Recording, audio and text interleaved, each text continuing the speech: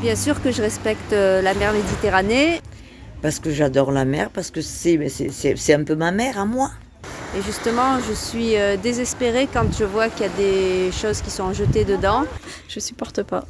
Et je trouve qu'on recycle pas assez et que les gens font pas assez attention. Il faudrait qu'ils prennent conscience que faire ça, ça nous rend tous malades en fait, et surtout la Terre. La mer en général, parce que c'est le vrai poumon de la planète. C'est ce qui produit notre oxygène, c'est ce qui nous maintient en vie, c'est ce qui nous fait vivre une grande partie de la population quand même. C'est dommage que ça soit traité comme une poubelle. Et n'importe où maintenant, il y a des déchets partout. Partout en mer, c'est une catastrophe. C'est une véritable catastrophe.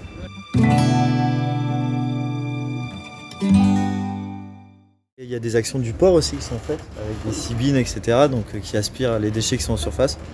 Puis voilà, donc, on fait le maximum, entre guillemets, on fait attention à tout, quoi.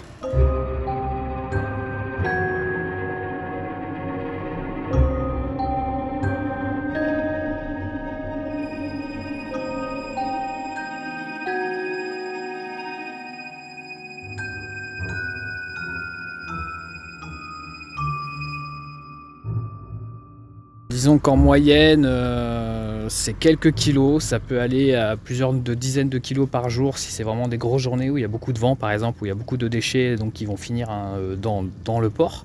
Quand c'est des déchets mélangés dans la sibine, ce sont vraiment des micro-déchets plastiques, hein. Ça va être du mégot, ça va être des petits sachets plastiques qui partent en lambeaux, ça va être du polystyrène, donc là c'est difficilement triable. Alors, quand on dit que la mer n'est pas une poubelle, c'est vrai.